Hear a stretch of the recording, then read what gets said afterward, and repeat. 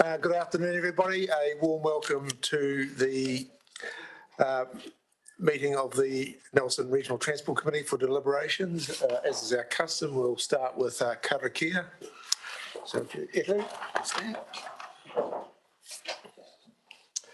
Tuea ki ronga, tuea ki raro, tuea ki roto, tuea ki waro, tuea te hei tangata, ka ronga te po, ka ronga te ao, hume hui tai kie.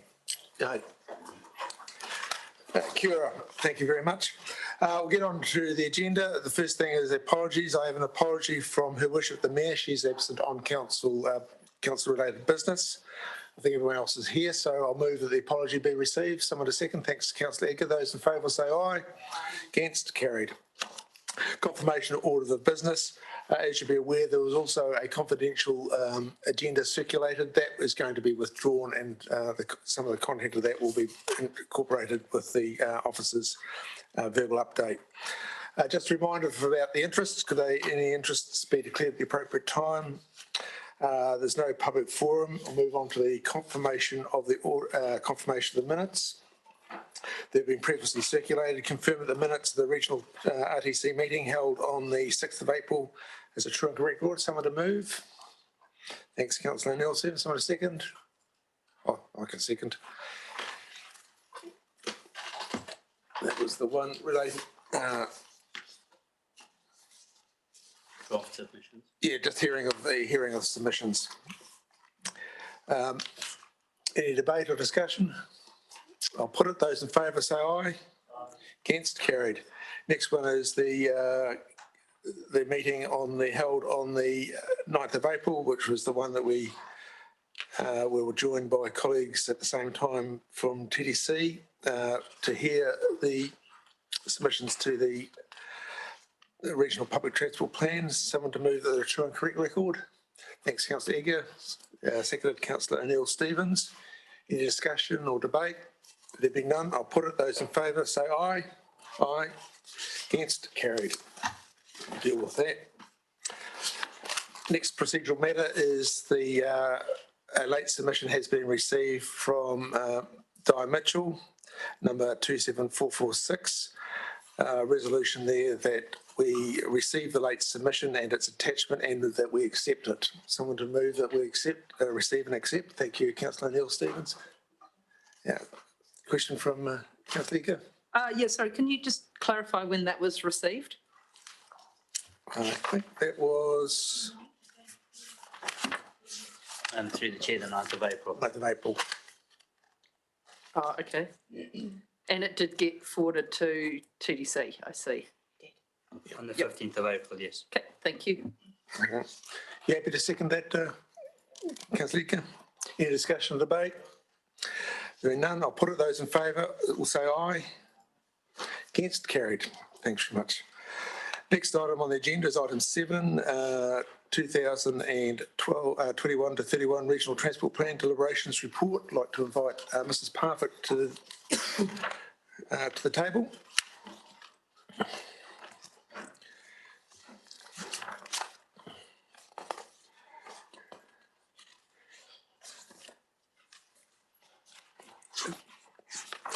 Thank you very much for your report, Mrs. Parfitt. Very, very comprehensive report. I know it was done under a lot of time pressure, but might be an opportunity to sort of go through the report and actually cap what we need to, the purpose of the report and the decisions that you need today and any additional matters that need to be brought to the committee's attention. Thank you. Good afternoon. So today we bring you this deliberations report with the recommendation to go to council to approve it to lodge with Waka Kotahi. We do ask this committee to delegate to the chair and the deputy chair the ability to make changes to the RLTP, which I'll refer to as the plan, that are consequential to the outcomes of the Nelson City Council LTP process and or any minor changes resulting from Marlborough District Council, Tasman District Council edits. The changes requiring the LTP consideration are specifically in regard to public transport, and we will be discussing the public transport plan later on this afternoon. So essentially, the document that you see attached to the report in today's agenda is the plan that has been worked on collectively by 3 councils and Waka Kotahi, and it tells a very regionally integrated story. The attached document has tracked changes shown, and they reflect a number of things since the draft went out for public comment. So firstly, it includes updated information. So for example, we've had updated information from Port Nelson and from the airport regarding projections and hours of operation. We have amended the headline target for carbon reduction following the release of the Climate Commission report. Some of the other changes, secondly, are corrections to earlier printed errors. For example, the DSI calculations in the Waka Kotahi commentary around some of their safety projects were incorrect, and these have been corrected and are shown as track changes in the back of the document where significant projects are listed. There was another error in the budget shown for the placeholder figure for the draft Nelson Future Access. So the committee was aware of the correct figure, but we overlooked updating that figure in the document that went out, and the figure that is in the RLTP now is consistent with what is in the LTP. Thirdly, there are updates and improvements to the plan based on officer suggestions as a result of submissions received, and these are explained in the body of the report today. They include Waka Kotahi's submission regarding the Motueka High Street additional scope project being withdrawn. I have checked with Marlborough District Council, who have had their deliberations, and Tasman District Council had their deliberations yesterday, and I can confirm that there are no substantive changes to the RLTP document as you see it. No substantive changes have been proposed.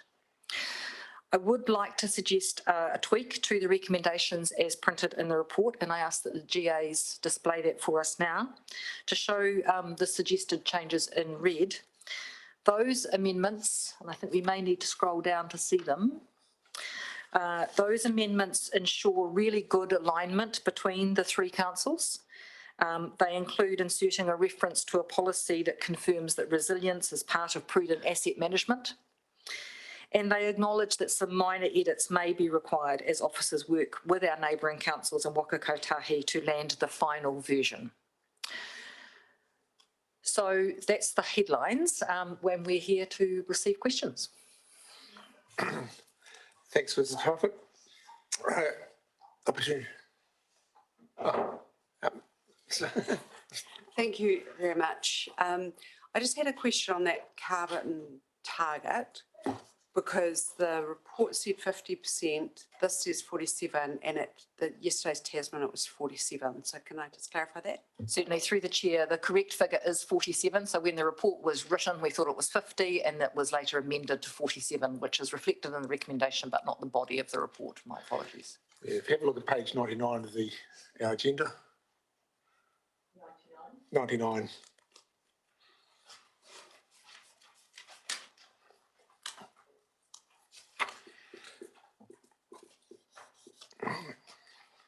Yeah, Councillor Egan. Yes, and my one was the 2035 because we'd had 2030, but yep, I see they all align with TDCs, and thank you for pointing out page 99.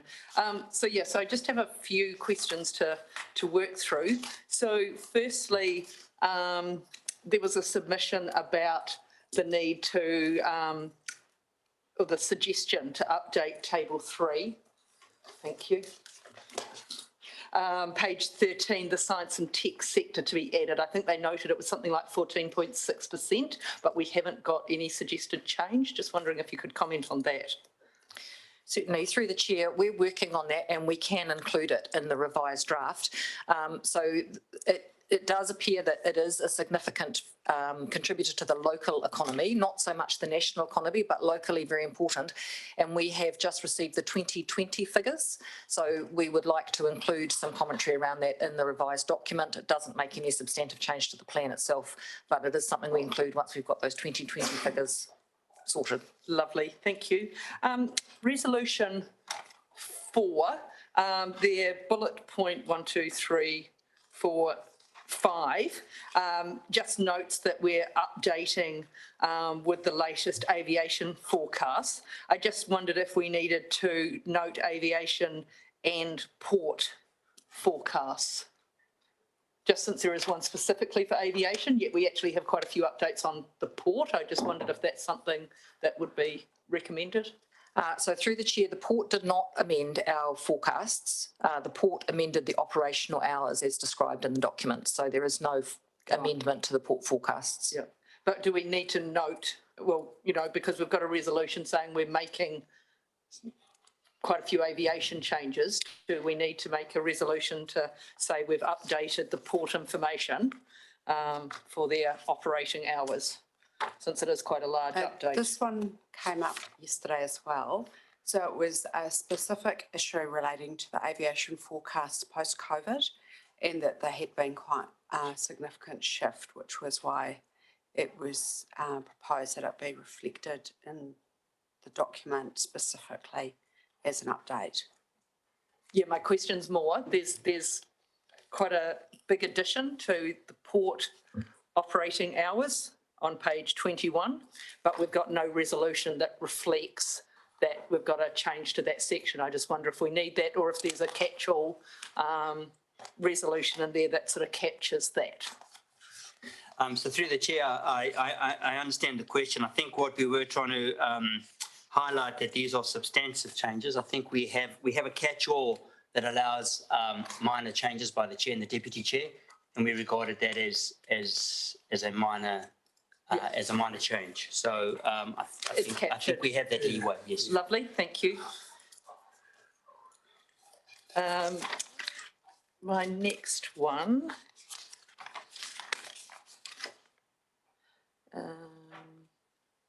There was a submission about the Waka Kotahi Sustainability Action Plan and the need to link to that. Now, I know we've added the sustainability, is it called rating, on 56, where it contributes to objectives. Was there anything else that we needed to do? So 6.11, we talk about how we updated that table to note that several other projects contribute to sustainability objectives. Just wondered if there was anything else within Waka Kotahi's Sustainability Action Plan that this was something raised by Nelson Marlborough District Health Board, just because I haven't seen that Sustainability Action Plan. So I'm not sure if it's anything over and above what we've done by the updates on page 56.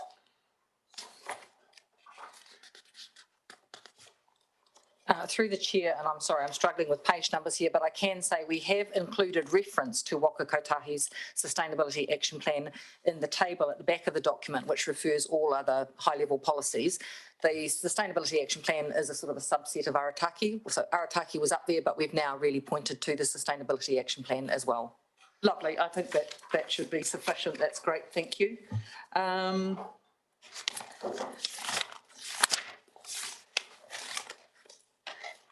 We respond to the Ministry of Health submission about engagement with them.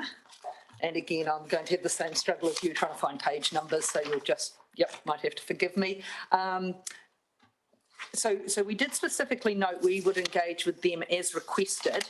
Just wondering if it has been, I don't know if it belongs in the RLTP or somewhere noting that if something's going to specifically impact a school or the area surrounding a school, I think talking to the Ministry of Education isn't enough. I think we need to specifically, if something's happening near Hampden Street School, we would, note we would be talking to the college in Hampden Street, for example. And I'm just wondering if that's reflected in clearly enough, just because Ministry of Ed sort of have got that confirmation, but I think the schools nearly need it more so. So through the chair, I can confirm that usually business as usual is that we would engage with the school that's on the road outside where we're doing the work. I think what shone a light on that was the Te Hunanui bus proposed changes, which we'll discuss later. And that in that instance, we had advised the Ministry of Education and it hadn't filtered through. But if we're doing work outside of school, and we are working on an ongoing basis with schools through our school travel plans and our travel demand management work. So I can assure you, if that's what you're seeking, that we do have dialogue with schools, and there's something that I see as being ongoing. Yeah. And there's nowhere that's probably dropping down an operational level for the RLTP, isn't it? Yeah. Lovely, thank you. Te Hunanui Drive crossing points. And I'm not sure if that was reflected in your report at this stage. I've read a few at this stage. Yeah, so Te Hunanui Drive crossing points, as well as Waimea Road sort of crossing and cycling, was raised by submitters. Just wondering if you could highlight where that's reflected, either within the RLTP or within our plans. Certainly, through the chair, the Te Hunanui crossing points are part of the Nelson Future Access short-term improvement package, which is in the RLTP, as are many minor improvements on Waimea Road. So there could be a significant project such as signals on Waimea Road, which would still be funded through minor improvements, but it's in there, and we're confident that it's been addressed through our program of work. Right, okay. Yeah, so I guess a lot of those, the detail that some people were hoping to see in it isn't there because of the NFA delays. Great, okay. Well, not great, but thank you for the explanation.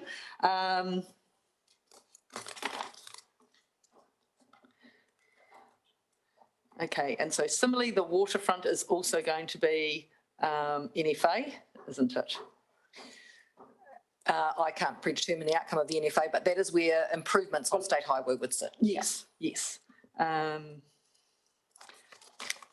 The logging proposal that's mentioned in the report. So it's not a new proposal. Whichever page it's on, I'm so sorry.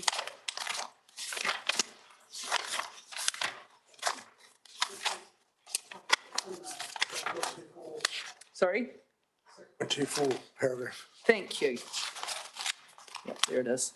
Yes, so just wondering, because this proposal isn't new to be submitted to the councils, it's been submitted to each in the past. So I'm just wondering if there was any further comment on, what the staff were considering with that. Through the chair, so the logging proposal and coastal shipping are kind of linked. So just for information, Waka Kotahi have committed to coastal shipping within the GPS some funding for investigation only.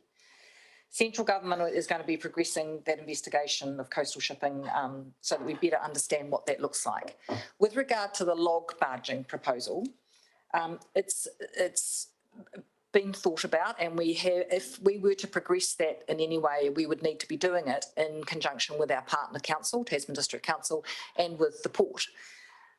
However, we know it's not possible to achieve it easily because we have no rail in our district, and we have very limited deep water access, only really with Port Nelson and Port Tarakau'i. So it's noting that it needs a multi-agency approach, and having had some discussions with Tasman District Council and Port Nelson, there's no real appetite for that. It's not on the radar because it's known to be challenging, and until we do it together, if we do it at all, I don't see it going very further. Right. Okay, thank you. Through the chair, the only thing that I can make, I guess, is from an NCC perspective, we can't see us spending any substantial time or effort on that proposal. So I'm just being upfront about that now. Okay, thank you for that. I mean, if anyone else wants a break from my voice, you can. Okay. So ask me questions I might have asked. So soothing, thank you. Shared footpath use with e-mobility, and I do note that this is going to come through central government had a proposal that we submitted to a little while ago. So concern, of course, has been raised just around speeds, shared uses. Then there was the need to have, and I'm going to forget the phrase, but not just paint demarcated cycle lanes, but yeah, but also with like barriers. What was the phrase that I think it was Bevan or Peter used? Delineated, yeah, sort of physically delineated rather than just with paint.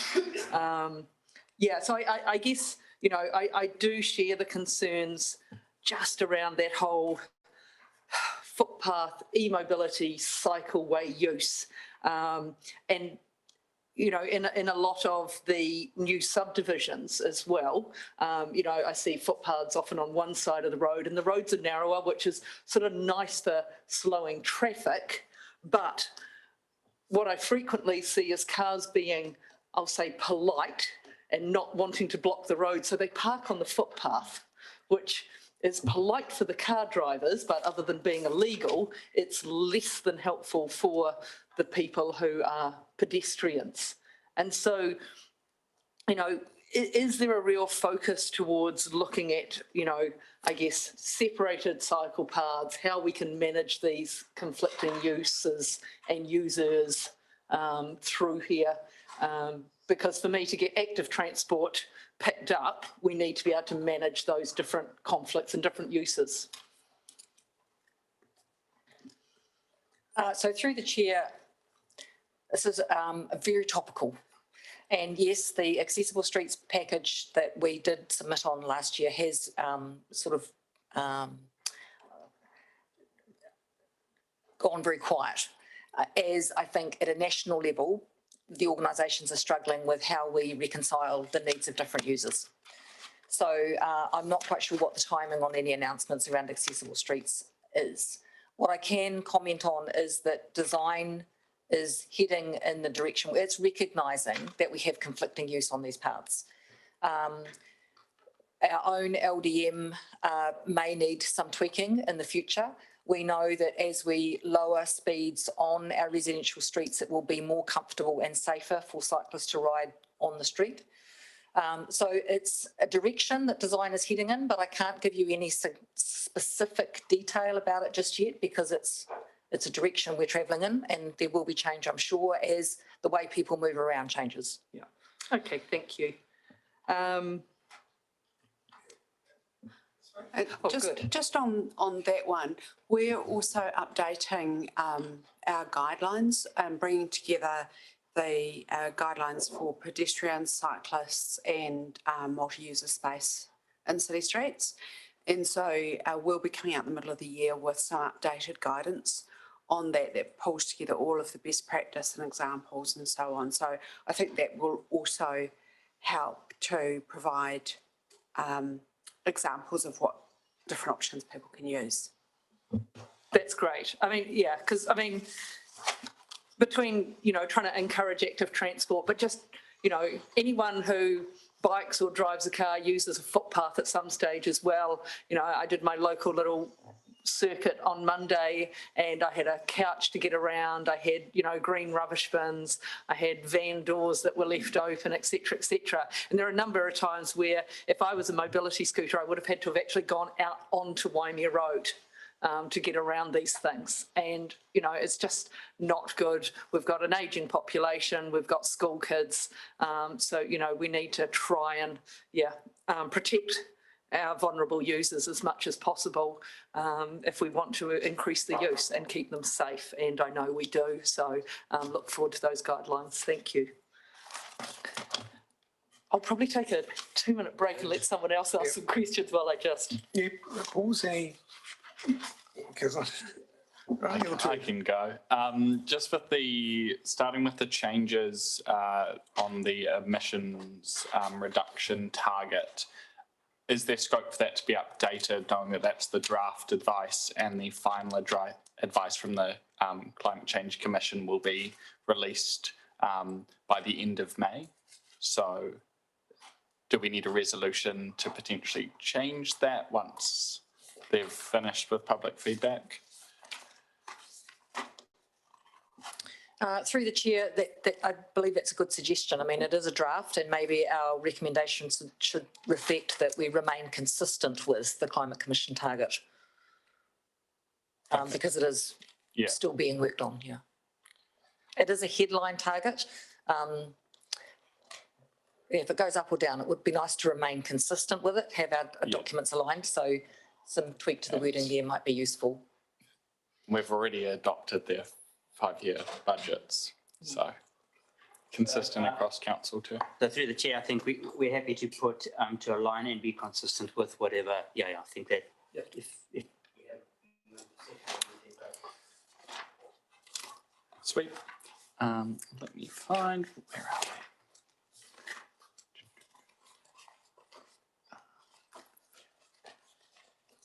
they? So then just also looking at headline targets.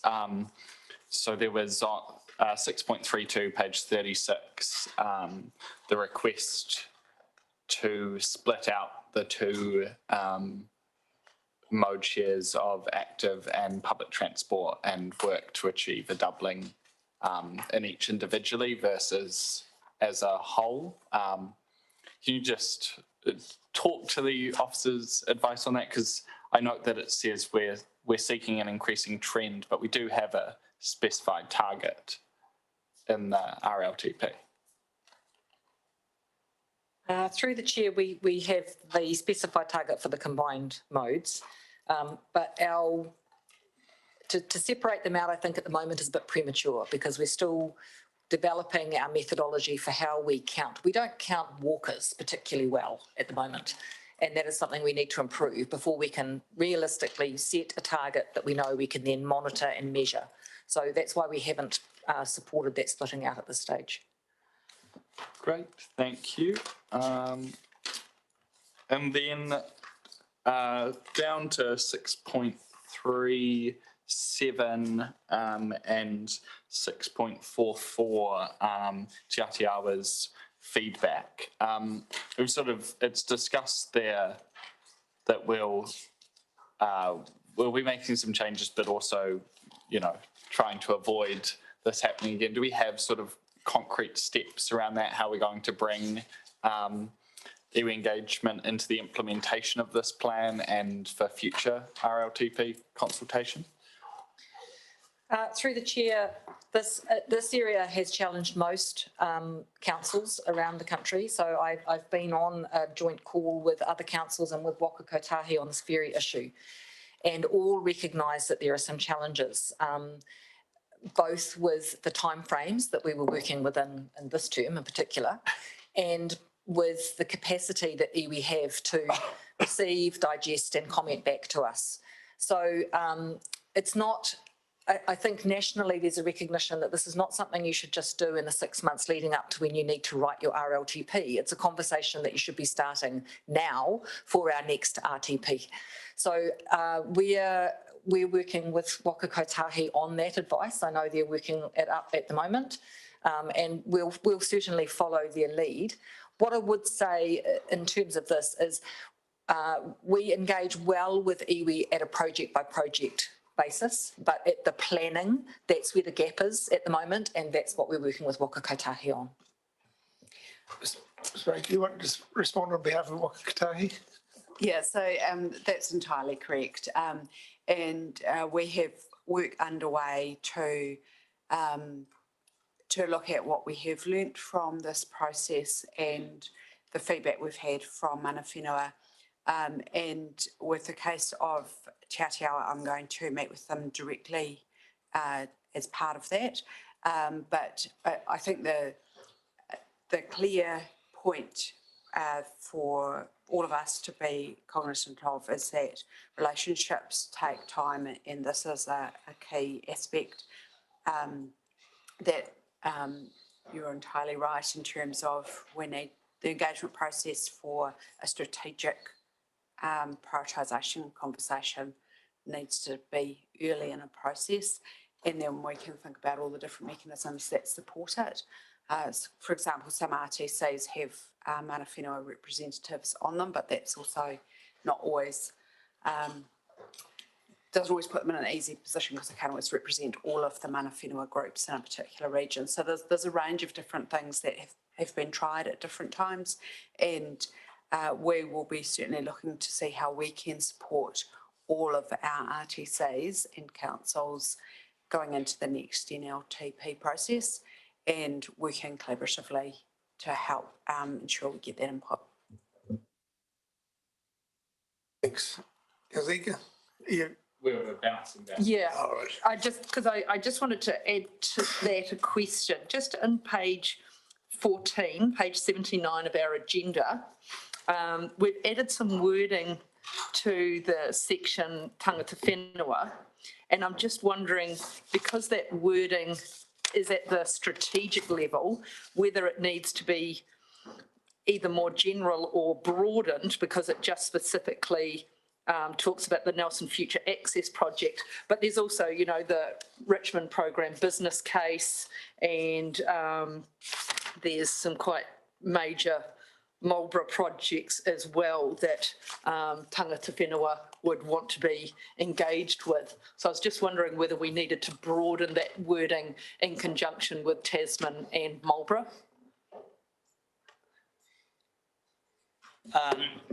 Through the chair, I can see that we've gone a bit specific on the Nelson Future Access, but we've also included in that this collaboration partnership will be reflected as other significant projects in this RLTP are further developed.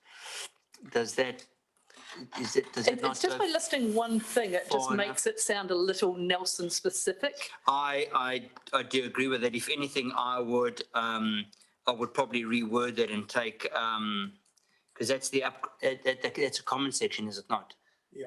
So I would probably, Through the chair, I think part of the reason the NFA was singled out, it was because it was singled out in the submission from iwi that they really valued the way NFA had engaged with iwi and they wanted to see that adopted more widely on other projects.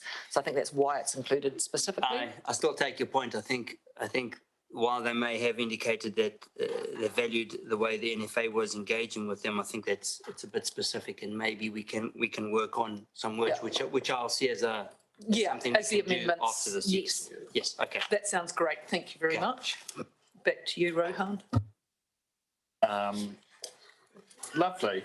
On to my thanks, Deputy Chair. On to my favourite of the budgets, low cost, low risk. Pages 33 and 34, I am on the wrong document. Pages 33 and 34 highlight both that the large number of submitters were very keen to see us doing work in active transport and doing more in active transport, as well as highlighting that quite a decent amount of those improvements sit in our low cost, low risk. Do you feel that our current low cost, low risk budget is enough to deliver the changes that are going to be asked of us, including in any sort of future resolution to the NFA and flow on effects from that? So through the chair, what you see reflected in our minor improvements project is just that. There are other similar active transport supporting projects that sit within NFA. And do I think that the budget is sufficient? We have to be cognizant of not only how much money is in the bucket, but our ability to deliver it. So I'm confident that that figure is about right for what we believe we need to do. It's about 600,000 per annum, which is a significant amount of minor works. So that, coupled with what we know will come out of NFA, I think is about the right amount. Yep. And so, okay. And so within that, you're envisioning that the sort of short-term improvements in the NFA will be separately. They exist, the sort of low cost, low risks projects that might come out of that are already sitting in there in the separate budget line. So through the chair, the NFA has a list of short-term interventions, such as crossing points on Te Hunanui Drive. So yes. Great.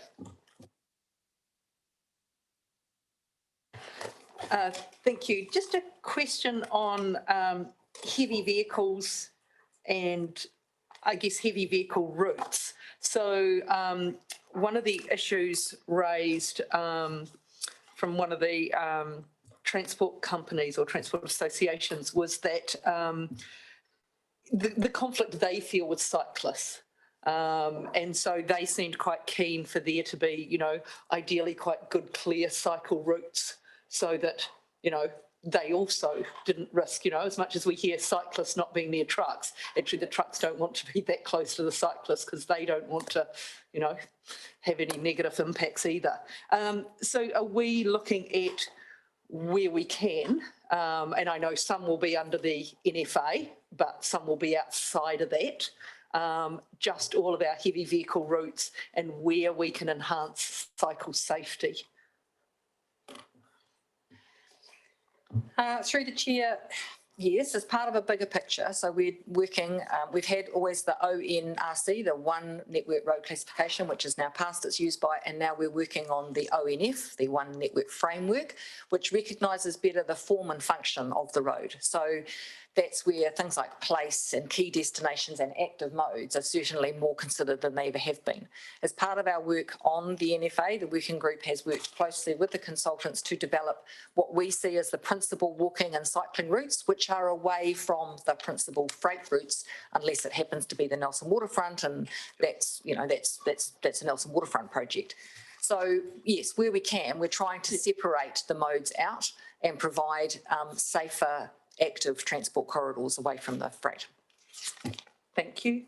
And just also on cycling and state highways, it was raised, and this might have been answered already with your previous answer, is Nelson Tasman Cycle Trails Trust, you know, showed us a photo of, you know, I think it was, you know, 1.5 metres for cyclists, but double yellow lines. And so there was nowhere for people to go around cyclists and, you know, sort of looking at those key spaces where, you know, if cyclists are, you know, how we again accommodate the both. So, you know, perhaps you've already answered that, but yeah, you know, just that thinking about both sets of users.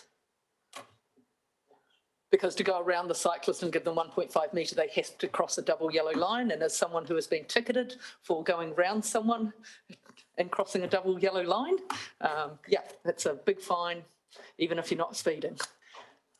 Through the chair, I think that's possibly a question for Waka Kotahi, because I can imagine that was on a state highway. Yeah. So I'm sure Waka Kotahi are cognizant of the needs of mixed use, and shoulder widening and safety improvements are part of their business. And I can't comment on a specific location. I mean, the existing state highway network, as with local roads, is not always designed to today's standards. So as we can prioritise improvements for road users, including more vulnerable road users, we certainly do that. But in those narrower, more challenging sections, we do encourage everyone to just take extra care and be extra courteous, because we don't want anyone to end up in a situation where either they're ticketed or have a more traumatic experience. Yep. And my final question was just, it was congestion charging was raised in the submissions, and I don't even know if that's something that there's through the legislation it's not currently legal in New Zealand to introduce congestion charging. Oh, yeah, that's sort of what I thought. Thank you.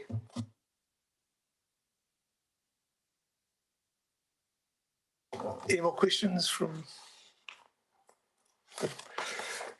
Just the one that was the, I've just got a couple of, probably more of an operational sense. Probably the ones that cropped up about 6.23, no, was it? Was to do with the flexibility of freight traffic getting to and from the port. Have we had any response from the port, or that doesn't impact on their operational, their operations, nor the impact it has on the the current Nelson Resource Management Plan in terms of the noise contours? Mr Chair, I have spoken at length with Port Nelson, and that was part of updating the operating hours that are reflected in the document now. In fact, it's not, what we had there was incorrect. There hasn't been a change to their operating hours. There is a difference. What the Nelson Resource Management Plan is referring to when it talks about restricted hours for the port operation is the stevedoring operation, and that's where the noise restrictions need to be considered. So loading of ships. It doesn't affect the gate. They can receive land transport trucks almost, well, what's outlined in the plan now, almost 24/7, except for Christmas Day. And so the proposal that's in the plan from 141 to move more logs around at off-peak times is not prohibited by any noise restrictions, because they can receive trucks late at night because it's not the noisy stevedoring operation that is governed by the Nelson Plan.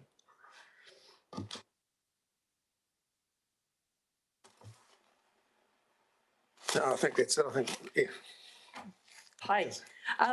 Sorry, one more. 6.19 in the report, Wakatu Drive cycle path.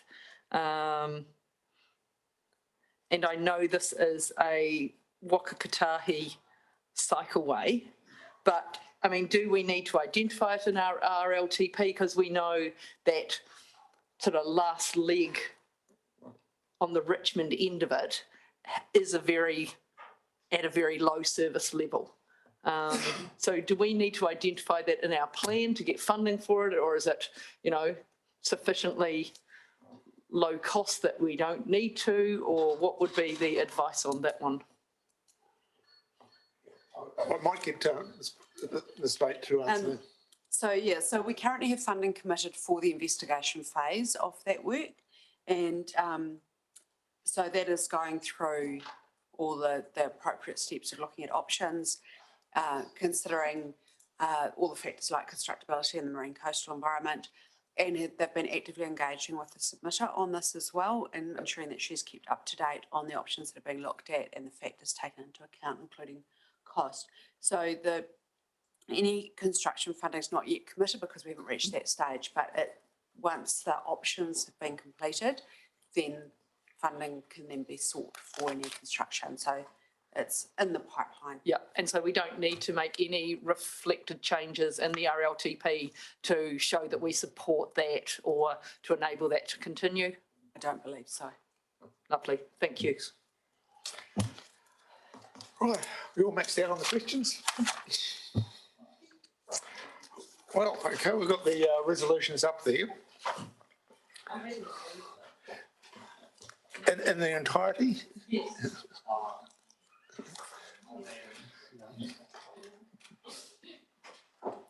So it's been moved by Councillor Edgar. Who's going to second? Councillor Neil Stevens. Is there any discussion or debate? Sorry, whom effectively were busy. Councillor Edgar, seconded Councillor Neil Stevens.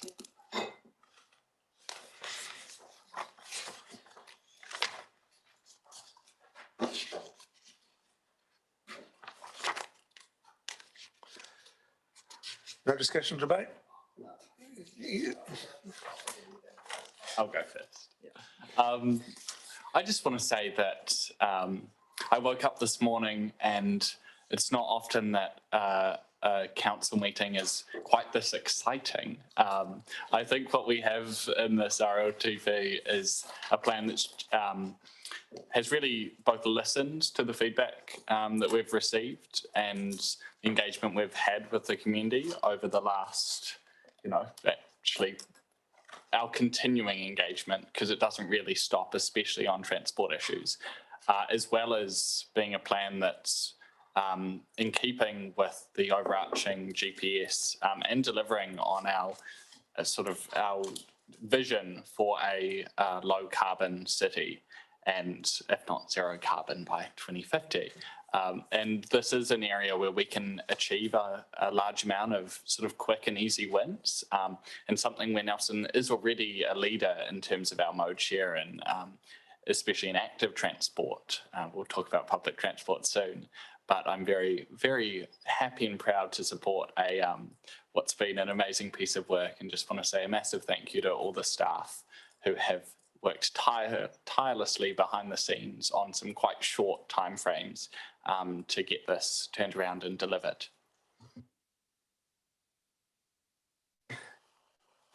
I'll say something, let you have the right to reply if you like, Councillor Kerr.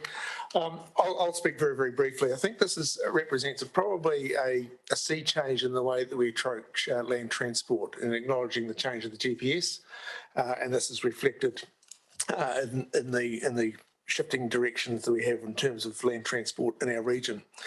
So I think it's a forward-looking document. It represents the changes that have in terms of the GPS. But a bigger change, though, I would say, is that this is across the top of the south, a Tito Ihu document, and this is probably the first time that the three councils have come together in terms of a joint plan. So it represents a joined-up approach and the important role that the region does play in the economy of New Zealand and the transport network. So that's reflected. I'll leave it at that, but I would like to acknowledge the efforts of the officers, and that includes the staff from Whakatahi, but more importantly, our own transport staff, particularly Mrs. Parfitt, Mr. McCauley and Mr. Levertis. I know that you've worked tirelessly under a very tight time frame, and I think that should be acknowledged, and it certainly is appreciated by me as the chair. So I'll leave it at that, and look forward to getting this matter progressed. This is why you don't go last. Yeah, look for me, one of the, there's two big step changes in this. One is the direction and the delivery, but the other one is the working together across Tita Ihu, but also with Whakatahi, because I think there's been a real partnership this time, and that is quite a significant difference. There hasn't been just putting our different pieces together and trying to form a jigsaw puzzle when we're putting different pieces. Actually, we've come together to form one, and I think that's been a real critical difference, and that's from the staff through to governance, because it doesn't work if there's any level that isn't working together totally collaboratively and cooperatively. So I just want to thank all parties from the three councils and Whakatahi for helping us with this step change. And look, I know that we can do better, but we already are doing better. We're doing better in delivery, we're doing better engagement. And I think this plan shows that this is our goal, is to continue to do better and to continue to strive for improvement. So with that, I'm very happy to have moved the resolution, and thank you, everybody. I'll look at you. Do you want to say? What they said. This is my first, obviously my first one in this region, and I just have to say that there's a deliberate choice about whether you work together or work separately, and either completely separately or keep in your own lanes and just put a covered document over the top of it. And I do think that for the people who this plan will actually impact, working collaboratively makes a real difference, because their journey doesn't pay any attention to the regional boundaries or the fact it's a state highway or a local road. The journey begins and ends where they live. And so I think that's to me, it's been a really positive experience and a great introduction to the region and the passion that people have for their region and for moving around it using all modes. So I've really appreciated it, really valued the support of officers through it, and I know our people have worked really hard on it, and it's been a really good experience for everyone. So my vote of thanks goes in with everyone, and I do think that the collective approach, it's great for the people who benefit from it, but it also, I think, helps the region, because together you've got a stronger voice for what you're trying to achieve. Well, that concludes it. Put it to vote. The resolution be moved and seconded by Councillor Edgar, seconded by Councillor O'Neill-Stevens. Do it in its entirety. Those in favour will say aye. Against? Carried. Thanks very much. We might just have a quick break. 5 minutes. Anyone have a catch? Okay, well, 5-10 minute breaks and we'll run around and a bit of a stretch.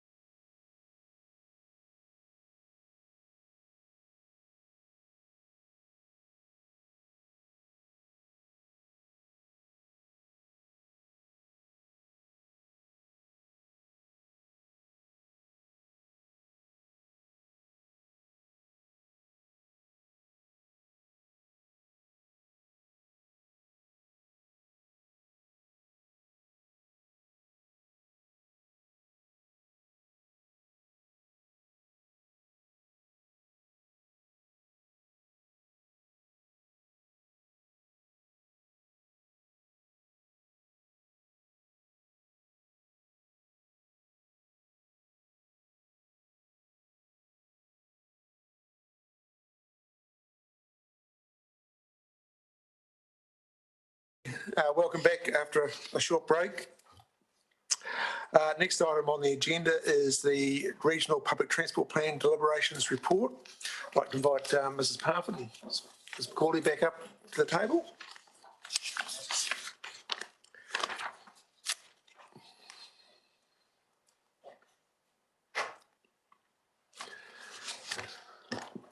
Welcome back. It's a very long, comprehensive report, but I think there's been a few changes. I think it would be a good idea to sort of just remind us what we've got to do and that is the direction you're really wanting today, and any changes and highlights. So an opportunity to speak to the report. Thank you, Mr. Chairman. So as mentioned earlier, this report complements the earlier RLTP report, but it is specific to the feedback received on the Regional Public Transport Plan. Both plans were consulted on simultaneously, and there were some minor confusion with submissions going to the wrong database, but I can assure you that all submissions were put in the right place and all submitters who want to speak to their submission were given that opportunity. The major procedural difference between this report and the previous one on the RLTP today is that we are not seeking this committee's approval to send the plan up to council for lodging with Waka Kotahi yet. So instead, we're asking the committee to receive this summary deliberation report and recommend to council that they consider some of the suggested changes to the plan as part of the LTP deliberations, which of course will be subject to funding. There is another Regional Transport Committee meeting on the 29th of June, and it is at that meeting that we will bring back to you the final copy of the Regional Passenger Transport Plan. To facilitate that, Waka Kotahi have kindly granted us an extension to both Nelson City Council and Tasman District Council to lodge our RPTP, our plan, 2 days later than normal on the 2nd of July, following for us a council meeting on the 1st of July. I'd have to say, as officers, it has been very challenging working with two councils editing a document that reflects changes that are proposed as a result of some consultation and hearings that were only held 12 days ago. So we believe there are simply too many changes in the plan and as yet some funding unknowns for us to ask the committee to approve the plan at today's meeting. Having said all of that, the summary of the feedback. It's largely really supportive of the direction of travel that we're taking with public transport, pun was intended. The main themes identified in the submission were, and I'll just bullet point these, that many submitters wanted us to undertake the proposed stages outlined in the plans sooner. They wanted to see increasing frequency of the services and some tweaks to the timetabling. There is a lot of submissions suggesting route changes or some concerns about route changes that had been proposed. There are calls for extension of operating hours for our public transport service. There are mention of priority lanes and express services. Some of the submissions called for changes to be made almost immediately, so that is under our existing contract. Now, our existing contract does not expire until June 2023. So there are 2 years to run on that, and some people were calling for changes to that contract, so in years 1 and 2 of the LTP. So as officers, we have carried out some investigation into the changes requested at a very, very high level, and those costings are presented in the accompanying handout. It's a one-pager. The report, today's report, refers to, in section 6.4, those costings being presented to you in a confidential session this afternoon. That report has been withdrawn. We think it's important that these costings are known in the public space, but I do signal that they are very high-level estimates. Very high-level estimates, because we simply haven't had time to do detailed analysis on factors such as whether drivers would be compliant with the meal breaks and rest requirements if we did X, Y and Z, and we need to get into the detail of what standard of buses. They all have to meet RUB, which is the RUB standards are the I can't remember what RUB stands for, urban bus requirements. But do they need to all be kneeling buses? So, and wheelchair accessible. So we haven't had time to do that level of analysis, which is why the figures in front of you are a very broad range of figures. And I really just want to table that, but say that looking at these figures, they are quite significant. And given the evident considerable financial OPEX cost that those proposed changes would bring about, and the indication that we had as recently as yesterday that Tasman District Council don't support changes in years 1 and 2, and the early indications we have had from Waka Kotahi that funding is unlikely. They have said by all means bring us a proposal, but funding in years 1 and 2 is unlikely. Our recommendation as officers is to make no changes to the existing contract and leave the public transport costs as they are currently shown in years 1 and 2 of the LTP. So I just put that out there, and if I can just keep going, we'll come back to it if there are questions later, Mr. Chair. Right. So the bulk of this deliberations report deals with the planned changes under the new contract in 2023 and beyond. The first was the strong call to bring the frequency of services proposed in stage 2, that is 2026, into stage 1, that is do it from the beginning of the new contract in 2023. We recognise that increasing the frequency of services is a key influencer of behaviour and will support mode shift. It is an operational cost. The increased frequency, accompanied by an extension of operating hours, would bring the costs that are already in the long-term plan from year 6 into year 3. The net amount that it would cost Nelson City Council is around $670,000 per year. Now that assumes a Waka Kotahi financial assistance rate of 51%, and it assumes Tasman District Council's contribution to the service based on the split that it is now, or if we're able to refine that when we get better data, but possibly a slightly bigger split. But those are the details that we don't have absolutely nailed down. But based on a 70-30 split with Tasman District Council and a Waka Kotahi subsidy, we're looking at moving $670,000 from year 6 into year 3. Now that will impact rates in year 3 by an increase of 0.8%.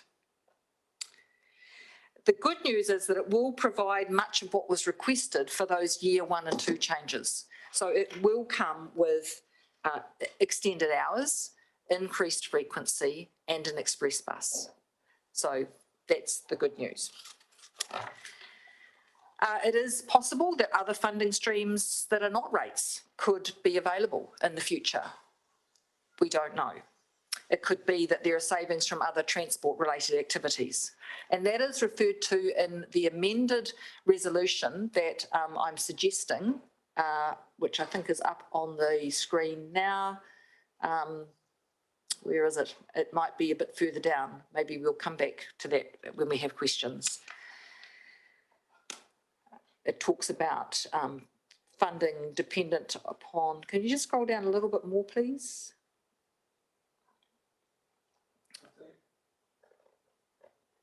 A little bit more. There, when we make the recommendation to council, it talks about non-rate sources that fundings are made savings from other transport-related activities. So I just draw your attention to the suggested change to the recommendation, and we can come back to it. Just carrying on about the report, there were a large number of submissions that commented on the frequency and the speed of the service. The plan proposed a route change that would affect the frequency on parts of the service. Now you have a handout in front of you that is a bigger version of this map here. So what I want to just highlight here is that the impact of the route change on the frequency is only on some parts of the Nelson and Richmond run. At end to end, there would still be a bus that leaves Nelson and goes to Richmond every 15 minutes at peak times. The loss of frequency on some parts of the route officers believe would be offset by the increased coverage that scheduled service provides. So it takes some off Main Road Stoke, where there are currently 2 routes, which provide you double the frequency, and it puts it into an area where there is currently no scheduled service, such as Nayland Road.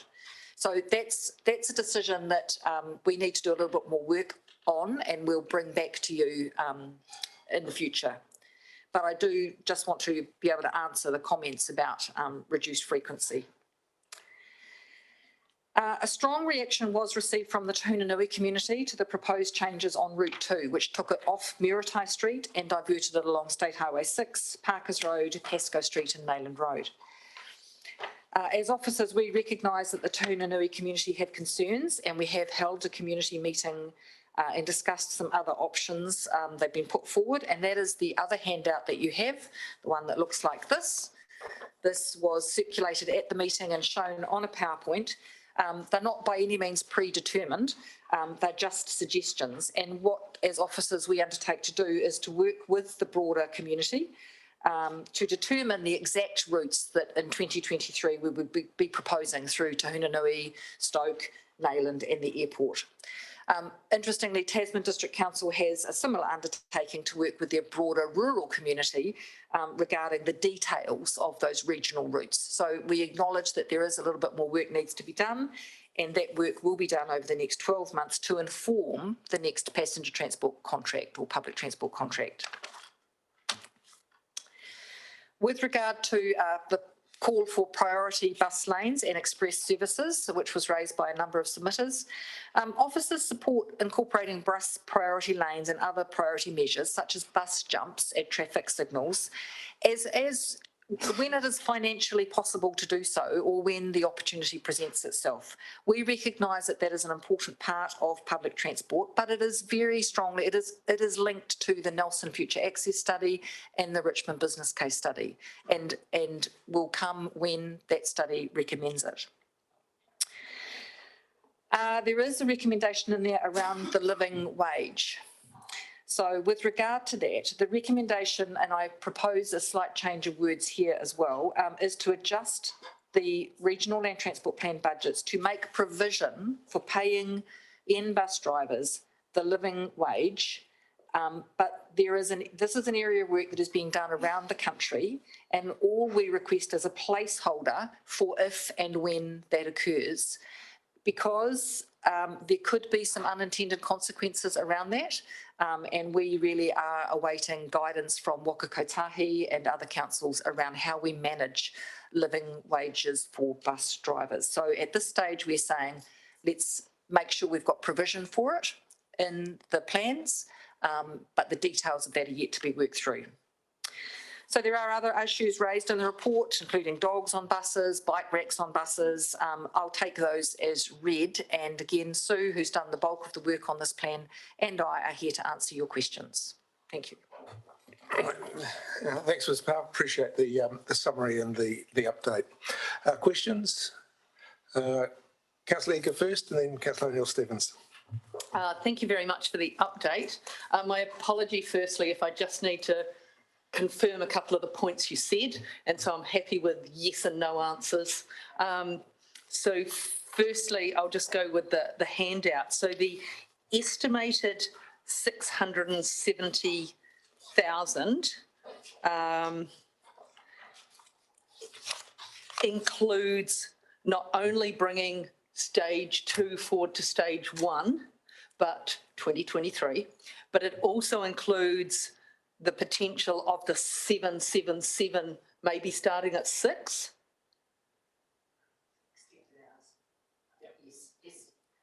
Through the chair, yes. And some additional Nelson North services, or they're separate? Through the chair, the Nelson North services at this stage are proposed as a community bus service in 2023 anyway, through a grant. Great, thank you.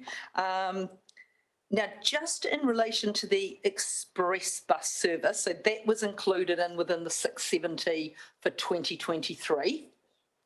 Okay, so yes. My question on that service, and it was raised by a submitter as well, is just whether the normal split would apply, because as a couple of the submitters said, well, this would be something that, if you were coming from Wakefield or Motueka to then have to do, to get to Richmond and then do all stops to Nelson, that would be a deterrent for you. So the primary audience, in accordance with those submitters, was actually Tasman residents. So is it proposed that the split will be the standard 70-30, or will this be investigated to look more correctly at it? Because I think, while people keen on expanding public service within the Nelson boundaries would go, that's a good idea, they may also similarly go, but should this be a service I pay more than Tasman people for, since that's who it's going to benefit? Of course, there are congestion benefits as well, so there are differing factors. The other question, just as part of that, is this essentially a north-south express service at the start and end of the day, or will there be similarly an express service running from on the morning, 7 a.m. in the morning from Nelson to Richmond and then going out to Motueka? Or is that sort of demand not really there? It's more about getting people to Nelson in the morning and getting them home at the end of the day. So that's the two aspects of that express service question. Well, the funding that's been identified includes a two-way express service, so it will include from Nelson to Richmond in the mornings.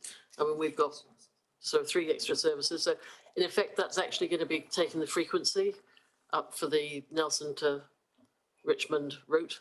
So it's in addition to it being an express service, it's an increase in the frequency of that route. And there are people who, a very close friend of ours, gets on the bus at the hospital and works in Richmond. So that, it's because it will stop at the hospital. So it's a two-way service. It's not purely just getting Richmond, Tasman ratepayers into Nelson. So we'd have to work out, once we've got some of the data from the B cards, we'll have a bit more understanding of how that service works, and we will be able to fine-tune that split. Okay, thank you. Yes, because it would be good to see, is the demand there for the two-way element and where the split should apply? And that's, along with other things, going to be that work you'll do in the next 2 years, isn't it? Yeah, lovely, thank you. Just in determining the extended services that a lot of people talked about in varying degrees. So, because we had the 777, so a lot talked about should it be 6, and of course some talked about should it go out to 9. So the exact extent of that, is that going to be also sort of part of what will get worked through operationally in the next 2 years, or is the high order estimates based just on, say, the 1 hour earlier start, which more people submitted on the earlier start, but some people did submit on the later than 7 p.m. finish? The costings that we've done so far include buses from 6 in the morning. Some of the routes at 6:15, just because of the way it works, through till 8, not till 9 and 10, but through to 8, 8:30. Yeah. Okay, and that was based on data that would be probably the key hours, or there will possibly be further refinement based on data? Well, I think we'll put that in and see how it goes, because providing a bus service through 10 o'clock at night in a regional city is quite ambitious. Mm. And we don't have data. I mean, this is a demand that we think is out there, but there's no way of measuring. You don't know what you don't know. So we'd look at what the activities are, but as I said, we don't have data. Well, the last bus that leaves at 7 o'clock now does not have a lot of people on it. Right. But if we made it 7:30 or 8 o'clock, would it have more? We don't know, and whatever we do would be. Yeah, and so there'd be flexibility within the contract to make adjustments. That's the sort of thing we would aim for, yes. And at the deliberations hearing, we sort of talked about, is there the possibility of talking to some of those major employers to see if that 6 a.m., so supermarkets, hospitals, etc., some of those larger employers to see whether, that timing might work for any of their staff, just again to try and have something to show the demand. We did speak to the hospital because I think they've got nearly 2,900 staff, so they were a real core staff. The service, the proposals that we've got cover their morning shift and their middle shift, but it doesn't cover their evening shifts because there's a security issue anyway, and they're just not comfortable with that. And anyway, we don't usually have a parking and traffic problem at that time of the day. Yep.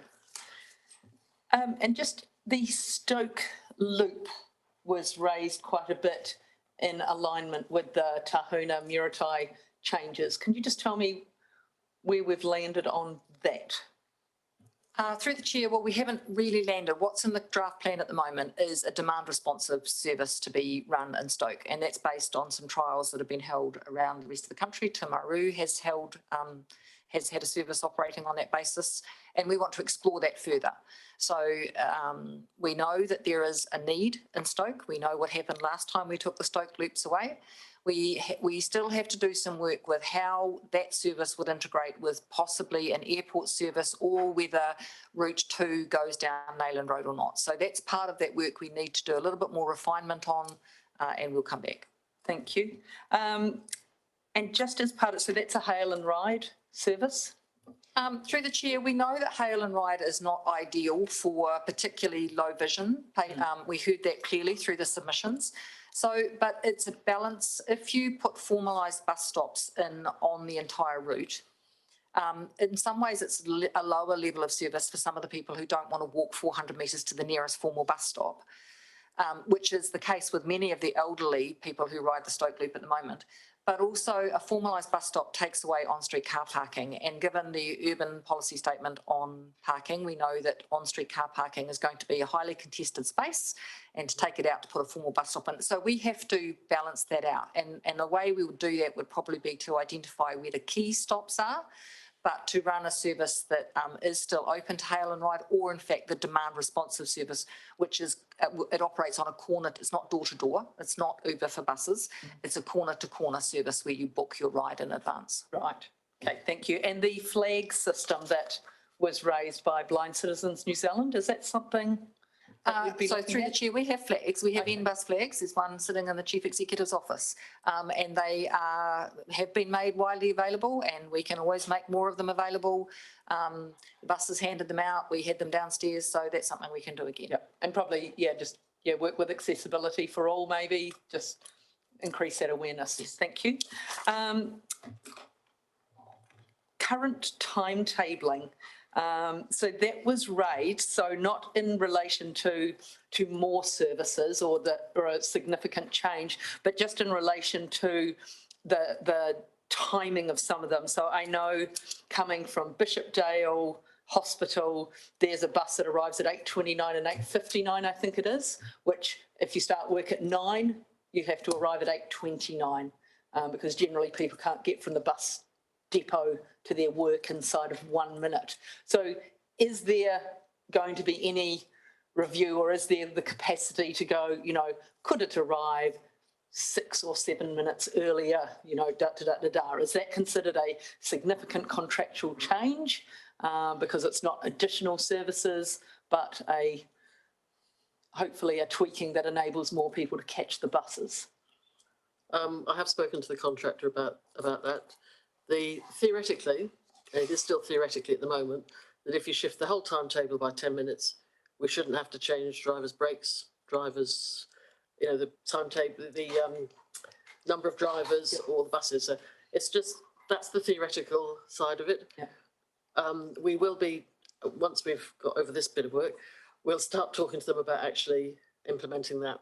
And I have asked that, how long would it take to implement something like that? And the idea is that we'd have to redo all of our timetables, all of our bus stop timetables, all of our apps and everything. We're looking probably 2 to 3 months, but I think that might be slightly ambitious, but it's something that if it is feasible, we'll definitely be bringing back to you guys, and hopefully it'll be within this next financial year. Okay, thank you very much. The airport service, so there was, mixed. I mean, I think there was significantly more people positive about it, but there were some comments from submitters about the previous shuttle service failure. Have we looked at, why we think this will work when that didn't work? Is it a cost or a frequency? What do we think are the changes? I can't comment on why the previous one failed, but I mean, the assumption is that it didn't stack up financially.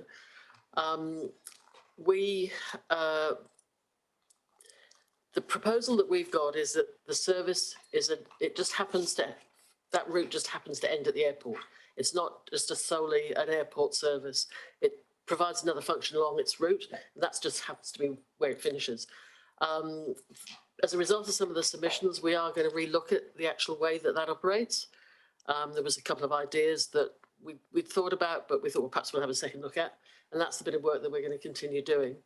But why this would work and the shuttle wouldn't, I suppose the bottom line is that we don't make a profit. And we did have a submission last year from a syndicate of the taxi drivers and the airport. They wanted us to go a third with them to run a service out there. But they needed something like about a couple of $100,000 from us a year to subsidise it. And so obviously it doesn't stack up on its own. And the Central Nelson terminus, I can't recall if that's in here now. Can you give me an update on timing around that, what we're looking at with that? So currently that's very front of mind at the moment. We're working with Alan Gray's City Centre Spatial Plan because we're looking at whether or not we actually through route the buses through the city centre rather than terminating. And this plan only has routes 1 and 2 terminating in the city. The rest of the buses are through routed. So on-street bus stops is an option. We don't actually have to have a piece of real estate where buses stop and sit and wait. And we will have to have some points where there are holding points.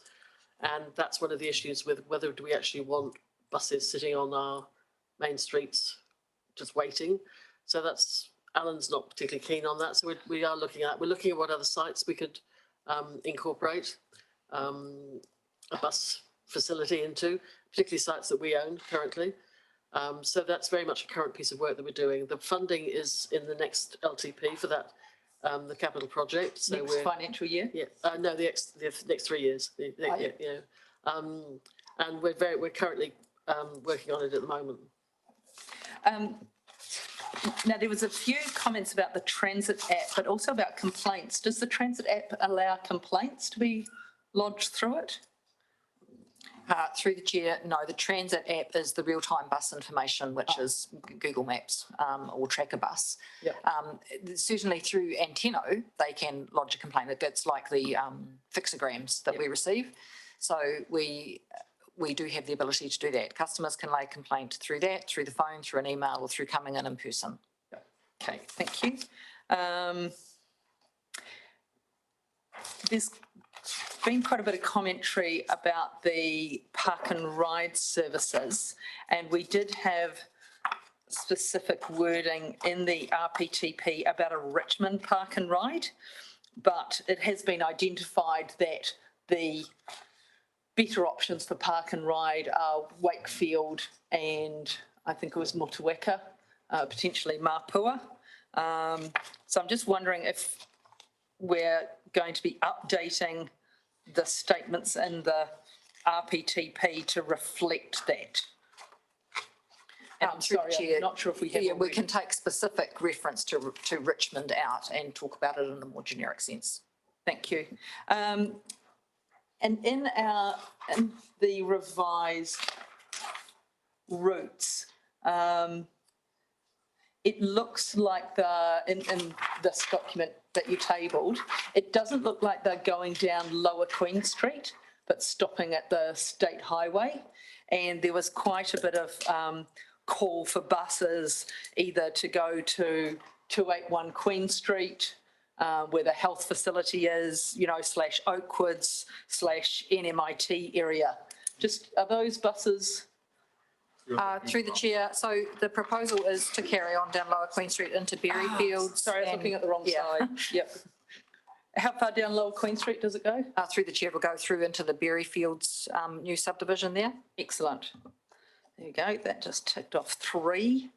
There is the proposal for dogs to be allowed in buses off-peak in appropriate carriers, and the proposal to have a policy around that. So in those councils that allow that, do they, for example, account for, maybe they have to be at the back of the bus or something like that, so if people have allergies, they could sit at the front of the bus and sort of keep away from the animals?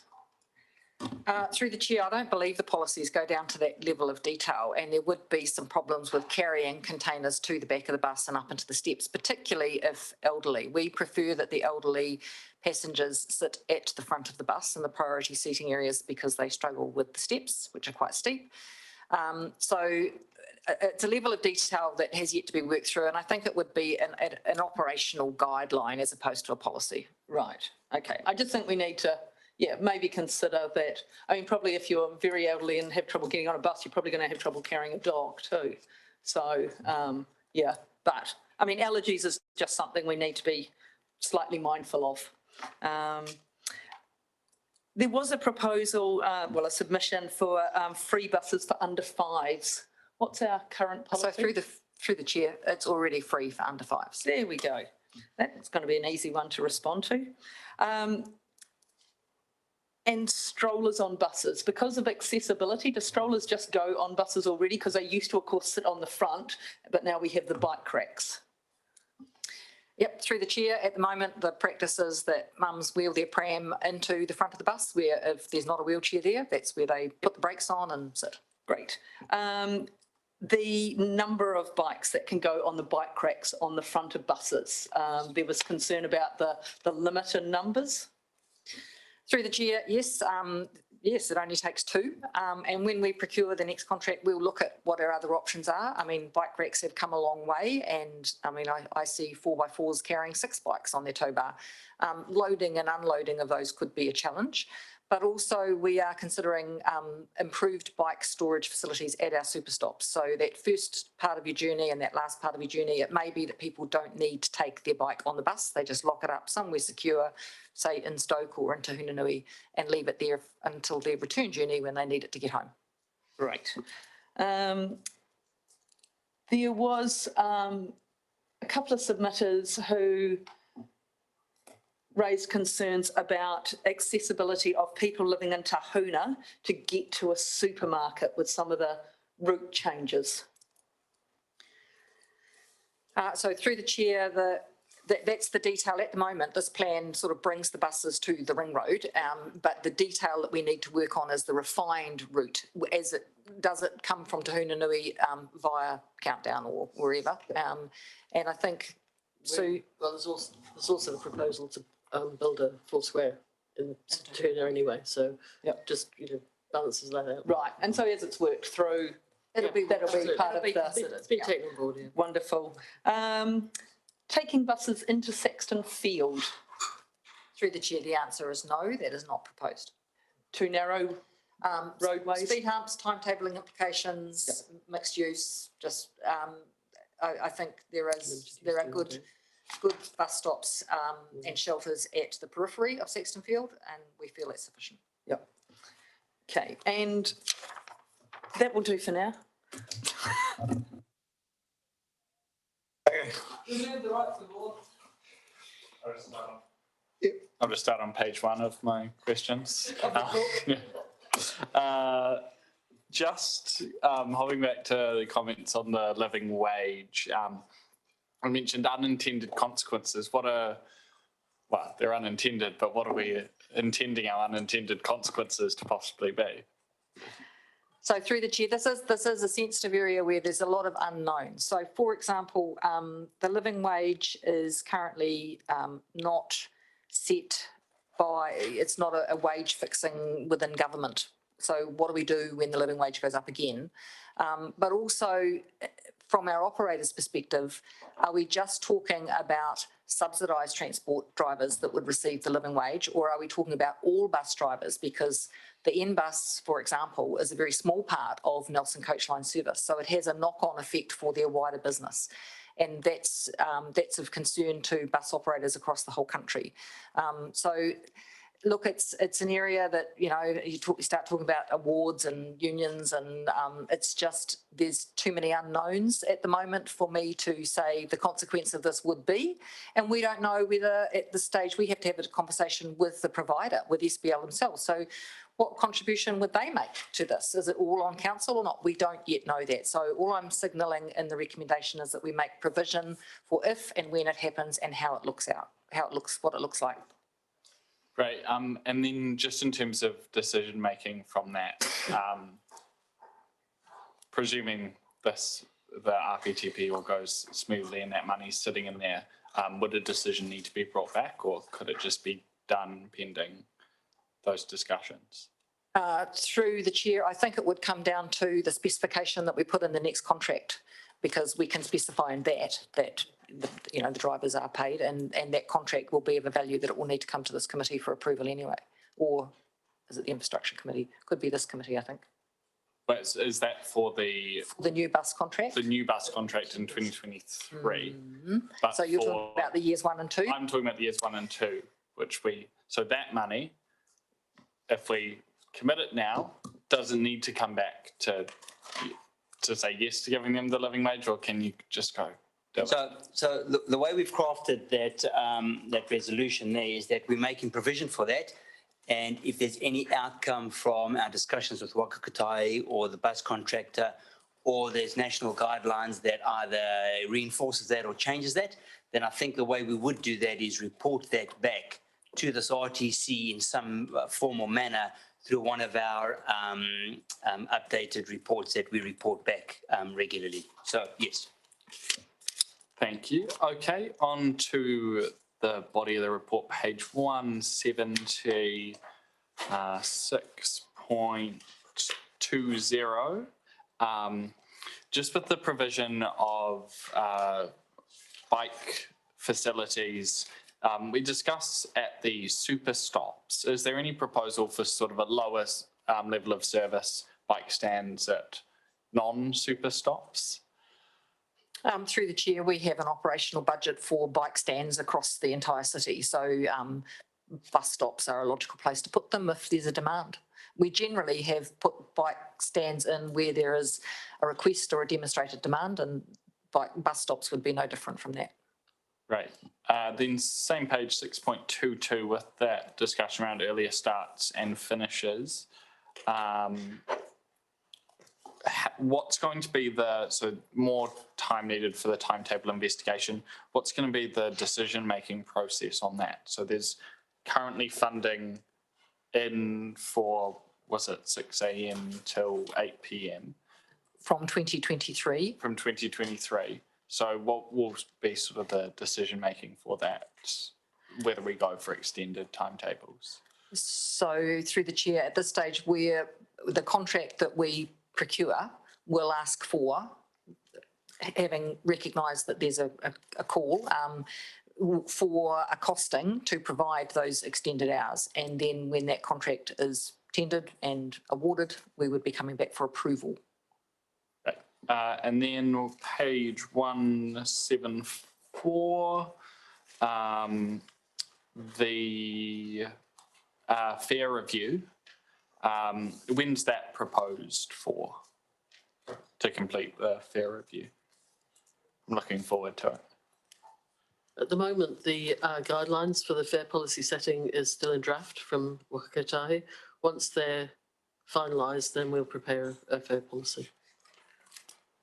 Thanks. Oh, back one page to 173, the transit app. Are you sort of comfortable with the budget for the promotions, that it's going to be sufficient to deliver that sort of full wrap around for the bus service, like a improved transit app?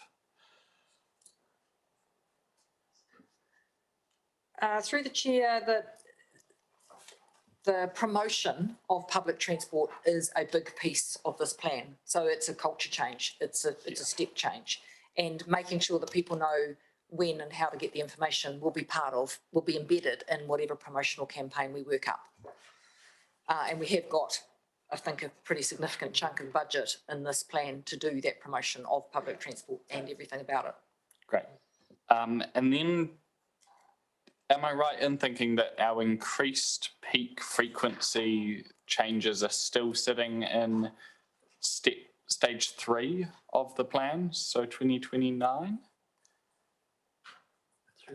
Through the chair, so increased frequency is proposed for 2026. But then there's a further one, separate the next increased peak frequency that in the original plan was in stage 3, and I don't think it's been brought forward with any Not of at these this stage, no. Okay. But through the chair, it is, I mean, the whole plan is iterative, it can be mixed and matched. But with putting the express services on, we are going to get that increase in the peak hour on the main routes. There is an increase in peak hour frequency in the local routes in 2023. Great.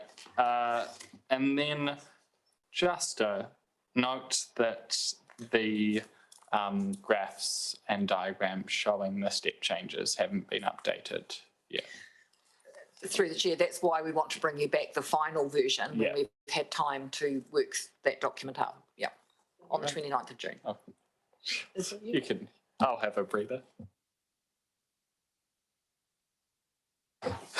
Kalega? Hi. Okay, so just a few more randomy ones. Page 160 of our agenda, and this was the draft consultation plan, but it's got a list of organisations, and I just wonder if, we should, if this forms future plans, consultation plans around public transport, land transport, whether we should add the schools and the Tahona Business and Residents Association to that list. Because, the more we, rather than starting from scratch next time, just if we add those now, I thought that might be handy. There's going to be a lot of work over the next year or two on terminus routes, super stops and things like that. So is there any approval or sign off on any of those steps, or it's just updates? Through the chair, I think the plan will be brought back to you to approve to lodge. We will update through regular RTC meetings. Yep. So as Sue said, the plan is iterative. It's the direction we're going in. There's a budget there, and stuff within it might move around. So we'll bring you updates. Yep. Okay. So then I will raise the comment now about shelters. So for the non-super stops, are we looking at increasing the number of shelters?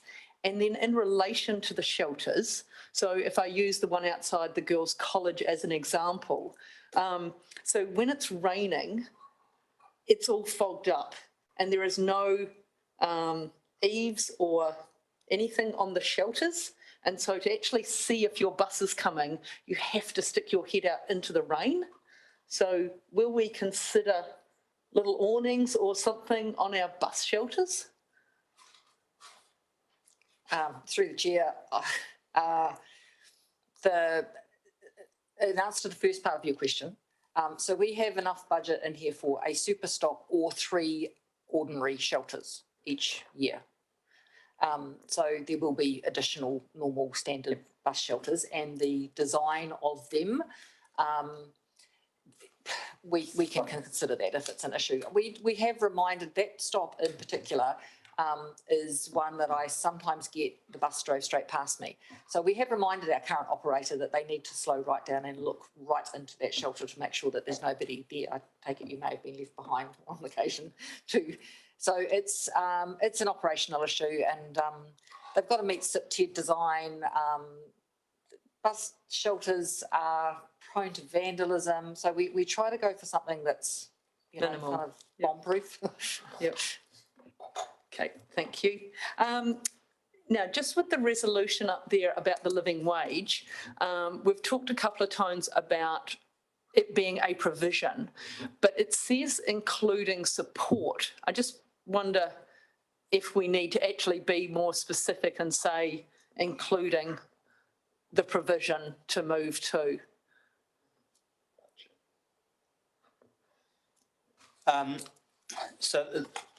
We could. One of the things we wanted to allow ourselves the flexibility to do is to reserve our right to do that following further discussions with Waka Kotahi and others and waiting on a national view, for example. So we could, but we just thought that we would write it like that. That just allows us some flexibility. Okay, no, that's fine then, thank you. Just 6.8 in the report on page 168, it talks about priority lanes being essential, but in the previous data and in submissions, we more likely heard that frequency and cost were actually, you know, sort of bigger keys to increasing public transport usage. I'm just wondering if you could explain that comment. So through the chair, you're right. It's about frequency and affordability, and they are our first steps. Yep. So we've clearly signalled, you know, a set fare, a standard fare for no matter how far you're travelling is part of this plan. And we're clearly signalling now that frequency is important as well. So they are the first steps to building our patronage.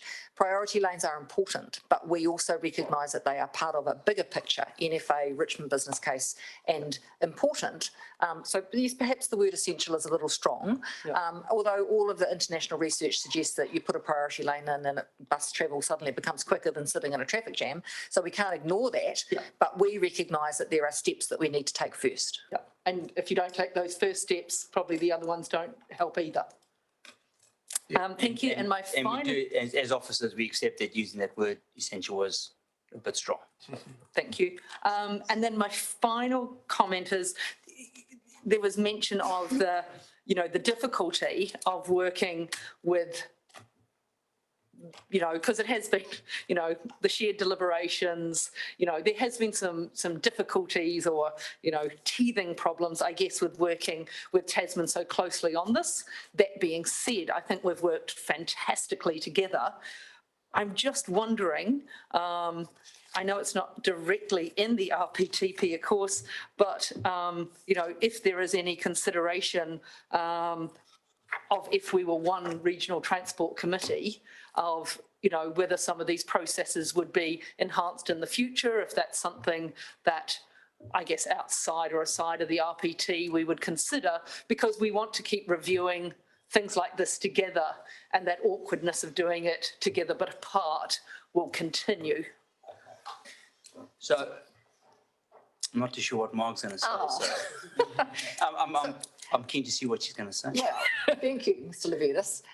The plan does propose a staff member who works on regional public transport, because that's what this plan is. It's not a Richmond service and a Nelson service. It's a regional integrated service, and that needs resource. I mean, at the moment, public transport is 10% of my job and 5% of somebody else's and 20% of Sue's, and what the plan proposes is a staff resource to be the bridge between the two councils. Now, ideally in a governance structure, that might be a joint committee, but it's not for me to decide that. That's for governance to decide. But a joint public transport committee, similar to the joint total mobility committee that we used to have, would certainly have made this process easier. But I think it's a conversation for another day, except to say that the plan does make provision for that resource. Thank you. She did really well. And nothing further to add. Yeah, she did really well. So thank you very much for that. I mean, I think it's something that certainly, you know, maybe once we put all these documents to bed, that we could then have a review of how I think it's probably a conversation and a debate for... Yes, but, you know, it would be good to actually have a review of how we felt these processes went. And then we could, you know, as part of that review, it could be a discussion as to whether we wanted to take the discussion any further. Thank you. Right, you got any questions, Ms. Speak? No. Yeah, I've just got a couple of mop-up ones that, have you got one? You've actually, I'm going to have just a couple of things that I've got. In terms of the the issues around Muritai Street did highlight,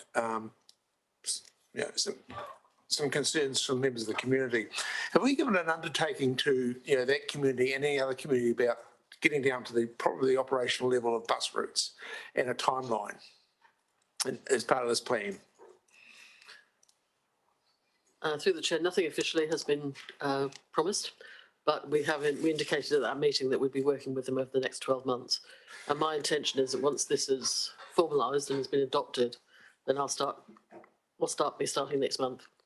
I suppose what I'm conscious is taking a more broader look at this, the Te Huna Community and Business Association have come up and as an issue, but there are flow-on effects into Stoke. There's a second bus route that sort of goes over the Port Hills, and then we've had the same issue with, say, Nelson North about, the level of service out there and expectations. Yeah, except that there's a lot of work to be done. Yeah, And okay. once we start changing one route, we have to look at how that integrates with all the other routes. So changing one section has a lot of on-flow effects that we're very aware that we've got to keep working on. I suppose the point they're making is that we're giving an undertaking that we'll further consult on that operational level in terms of down at the macro level of where the routes go, where buses are turned and stop and things like that. Now the other one is looking at 7.12 in the report about the flat fare, and I'm well aware it's been touched on before about to actually get a push forward frequency and fare reduction, or affordability. Is the opportunity, has it been costed out in terms of bringing that flat fare forward into years 1 or 2, or is that sort of outside of scope? Through the chair, no, that has not been considered. So our LTP has forecast income that we know at the moment that we get, and that would be a significant change to that forecast income. So it hasn't been considered. So at this moment, we're looking at that flat fare from 1 July 2023. Great. Okay, that's 2 questions. I also have 2 questions. Just on the living wage again, just that national view, nationally led outcomes. Do we have a timeline on that? I'm conscious that sometimes when we wait for national views, we end up waiting quite a long time. Through the chair, it's a pretty live discussion at the moment. There are weekly meetings, and my understanding is that there has been an approach to get something in writing from Minister Wood on this. So I don't know what the timeframe on that is, but I don't think it's going to be ages because there's strong calls for this to be addressed. Some councils have included provision in their long-term plan, some haven't, some have said if it happens then we'll have to find savings in our transport budgets elsewhere, but they're all on the calls that I've been on sort of saying, well, where's the national guidance on this? We need some help here. So we're looking strongly towards central government for that guidance. Thank you. And then just on the tabled document, that was in confidential, has the resolution from that moved into public, or do we have that resolution still? So through the chair, that's the decision for you as a committee, is that now that you have those figures for changes to year 1 and 2, do you want to take them any further today, or do you want a resolution to require council to consider that through the LTP? So through the chair, that's correct. So we've tabled them.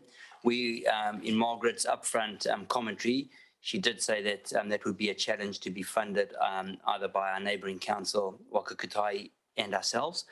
And you could direct that to council for consideration. We definitely are the recommendation for the frequencies, we definitely saying should go up to council. These others are quite substantial. I mean, I think the range goes between 690 to 1.1 million. And in terms of the unaffordability, so we think it can rest here, but if the RTC deems that discussion should take place as part of a bigger discussion, then we can direct that in the same way where we just add another clause at the bottom to direct that to council. But the reality is, TDC said no. there is no money. And it is unaffordable. Yeah, I'll just repeat what Mr. Lavertis has said. Yeah, we can, the decision is for us is, do we acknowledge that TDC, they can't make a contribution. We know that Waka Kotahi are extremely limited and have made no provision for it. So if we are to put this up, we're already, in terms of the LTP, we are at the top of the rates cap. So if we decide, if we want to put this forward, we are going to have to say, what other parts of the LTP do you want to, where is that funding going to come from? Something else is going to have to be cut to pay for it. So that's the decision that we can make, is that we can say, well, this is the situation we've got at the moment. There is no extra funding being provided for it at this stage. But if we take it up to, as part of the LTP discussions and the wider perspective, those savings are going to, the cost of this is going to have to come from some other operational expenditure. And is that a part of the wider debate? That's a decision, I suppose, for us to make here, whether we put it up or just say, this is what we've got, and the funds are limited, and yeah. Well, we're done with the questions because we could probably move in. I think there's probably a question on this one. Beg your pardon? Yeah, we can move the resolution. It's moved by Councillor Edgar, and I can second it.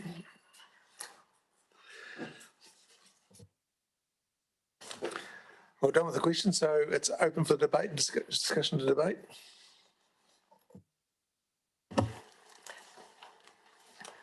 Look, I know it's, on one hand, it's frustrating to wait till 2023. It feels very distant in the future, but at the end of the day, it's 2 years isn't. And it's already all the significant changes that the submitters really wanted, and I think we need to make the substantive changes to public transport. We've actually already, by this resolution, proposed to move forward from 2026 to 2023, and I think that's quite critical.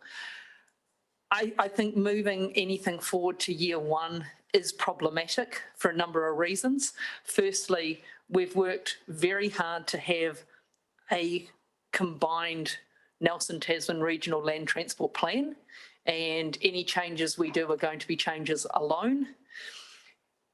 I think it would be even less likely than the near impossible that Waka Kotahi would provide us funding, because I think it would be strange for them to provide funding when only one council is providing funding towards something. I think that they would view that as problematic. I don't want to put words in their mouth, but generally, if it's a combined service, then both parties need to support the changes for other parties to come on board. So I certainly think there's communications, there's marketing we can do around use of the transit app, so people know real time where they can make complaints, so that we can ensure the service is enhancing where it can, any timetabling changes, there shelters, there is things that we have already got in the budget to do in years 1 and 2 that I think will still enhance the deliverability and that level of service of our public transport, and I think that's critical. But to actually do the changes right, to have them in place, done properly, we actually need this to give the staff the time to talk to those community. We heard very loudly and clearly from Tahuna Nui, for example. They want to be involved in that process to make sure that it's a service that they will support and they will use and will support their community as well. And so I think we need to allow the time to do these things well. So I'm happy to move the resolutions as they stand. Thanks, Kelly. Any, Councillor Neil Stevens? Thank you, and through the chair, I mean, I think this is, especially with the changes made today, quite a beautiful plan. Public transport really excites me, and I actually think that through the submissions we've heard, it excites a lot of people in our community. People who you might not expect coming in and actually advocating for a stronger, more efficient service. And I think it's a real testament to what public transport can be.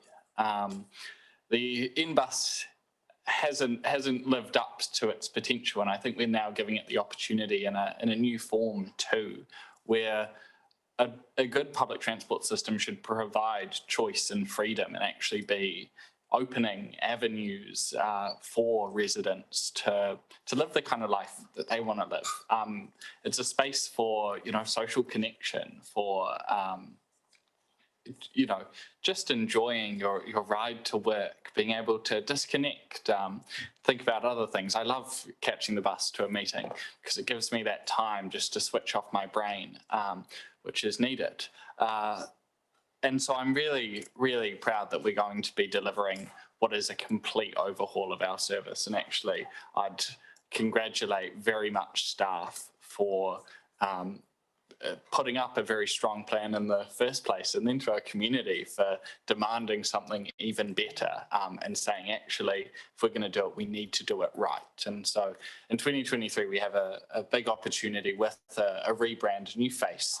And one of the important things is that we get it right then. And so that's why I'm really thankful that we're bringing forward these frequency changes, because for someone to make the move from private transport to public transport, it takes trust and it takes reliability for them to be able to make that shift. Just on the living wage, I think I'm really glad to see that provision in there, and I hope that we can provide a living wage for our bus drivers as soon as possible, because I'm acutely aware our bus drivers could probably come in here and do our job tomorrow. I don't think I could get behind the wheel of a bus and do their job. And that the skill that is required for that job needs to be acknowledged. And we need to make sure that people who are working for a service that is the backbone of our community are reimbursed as such and able to, live as a living wage provides. But I'm more than happy. I'm thrilled to be able to support this plan, and I hope that it'll be as successful as I'm dreaming. Anything? Oh, because I'm a politician, I probably have to say something. I'll endorse the comments that from colleagues on the committee. First, I want to acknowledge the work that the officers have put into this plan. I know that the pressure that was and the expectations we placed on them were huge, and they've delivered a fine product, and not only to our own officers, but those our colleagues out at the TDC. I'm particularly pleased that this is actually a joint PT plan, a true regional plan for the Nelson Tasman region, and I think that represents a huge, again, a step change, a sea change, and a view of the future. We're actually taking a much more broader perspective, and I think that puts in a good place for when we deal with the likes of Wakatahi and our partners elsewhere, that we actually have a joint vision and a joint plan. I certainly heard from our community that they want, they're heavily invested in the public transport, and they want to see the improvements in terms of frequency, in terms of extended hours, route changes and things like that. And I think, there's a real, the tension is there, delivering more as soon as we can, but that comes with a cost, and sometimes a job rushed is a job done poorly. And I look back, so we're here at 2023, it seems like a long time ago, but then 2019 didn't seem that long ago when you look backwards.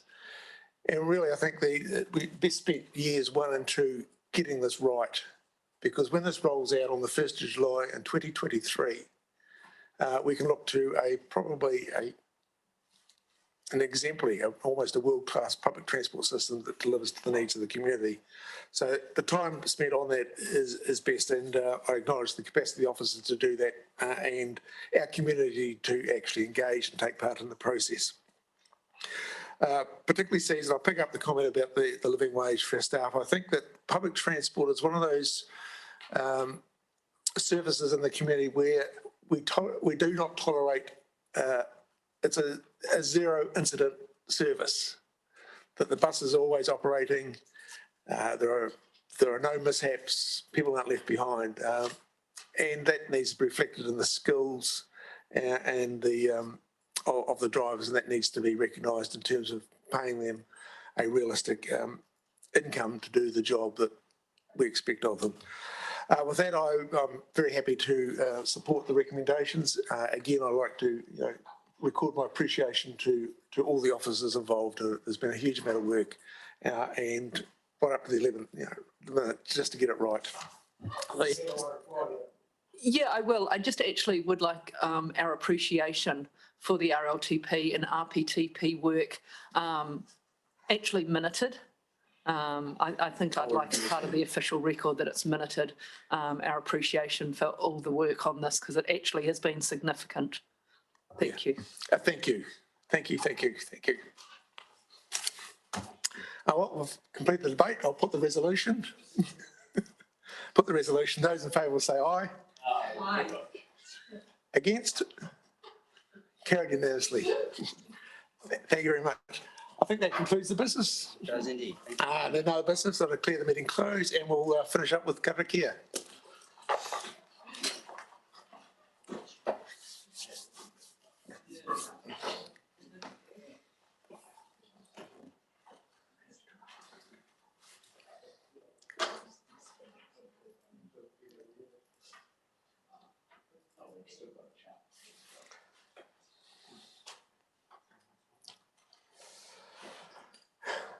Ready?